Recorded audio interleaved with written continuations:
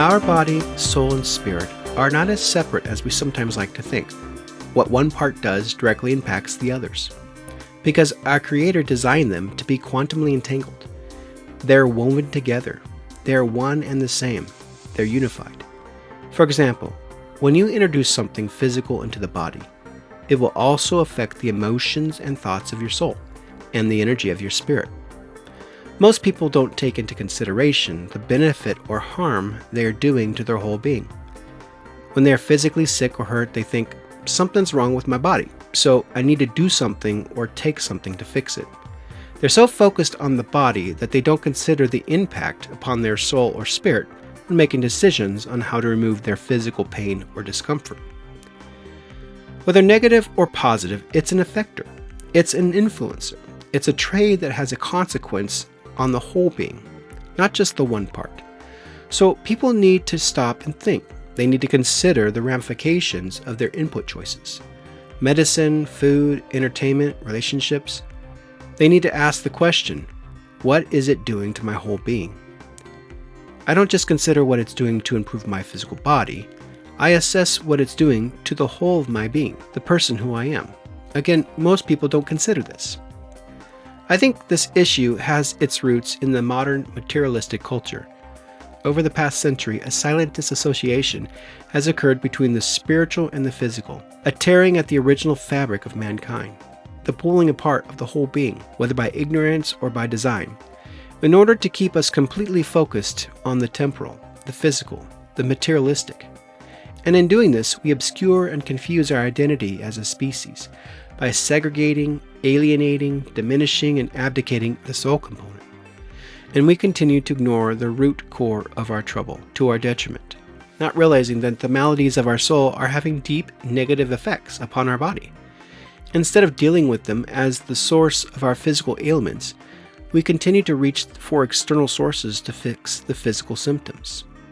The sad part is, as we're slapping on band-aids to solve physical symptoms, the soul continues to languish and wreak havoc on the body and spirit. And I believe this has direct relationship with the spirit of the age, with materialism. If I can remedy my ailments, physical or emotional, with something external that I can put on or put in my body, then I'll be able to fix my mental health problems. No, it's not enough. It won't solve the root issues of the soul.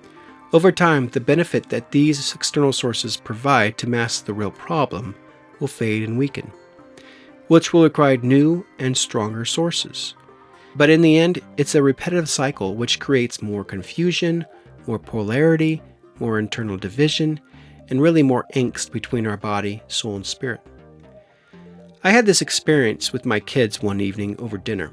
Everyone was competing for their piece of the conversation. I'm sure you've experienced this before in family situations. I've got 4 boys, so you can imagine the intensity of nonstop talking. It felt like the air in the room had been sucked out, like there wasn't enough space to breathe. There was a lot of verbal stepping on toes at the dinner table, you might say. So I decided I better arrest the conversation, and I said, okay, no one's talking for 5 minutes. There's no conversation, there's no noise, there's just sitting, eating quietly at the table. So you can imagine how long those 5 minutes were. And at the end, I asked them, so what did you experience? What did you feel? And they told me they felt calm, peaceful. So we began to talk about the tension that they were feeling in their bodies while they waited for the opportunity to speak. How they were not in a rest mode, but were more like still springs under tension, waiting for the split-second opportunity to fire off your thoughts. And so you're under this tension all the time. The truth is, people that live like this 24 hours a day don't realize that their bodies are under a non-stop stress. Even though they're sleeping, taking vacations, finding ways to blow off steam through all these external means, they still remain under the pressure that never lets them find rest, because the soul isn't at rest. It's still dealing with the internal noises. And no amount of external coping mechanisms or resources can ever solve the issues of the soul because they are just band-aids for symptoms. Instead, you need to address what ails the soul directly. And the first step in this is learning how to quiet the soul. If you can't quiet yourself, you'll never deal with the internal noises. People that never deal with the internal noises often find it quite difficult to enjoy a quiet room. They get agitated quickly because after a few minutes, the quiet stillness drives them nuts. And the volume knob of the internal noises gets turned up to 11, and they can't settle down. That's why it's common to find people with the TV on all day long, all night long, or they have music playing, or they're constantly distracting themselves with mobile devices, just so that the internal noises won't drive them crazy. Honestly, our mental health and our physical health are directly affected by this. And so we've got to practice sitting still and being quiet. It's not reading a book.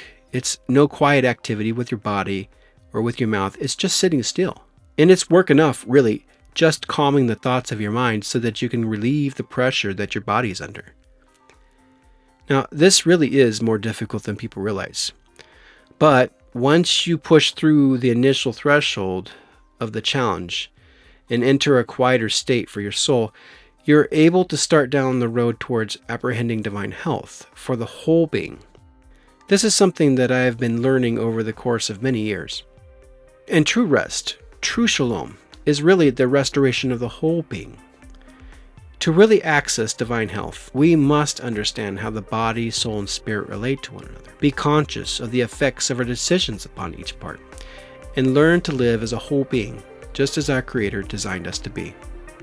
If you like what you're hearing and want to subscribe and follow what I'm doing at Segula Studios, you can head over to substack.com, look up Segula Studios, and hit the subscribe button.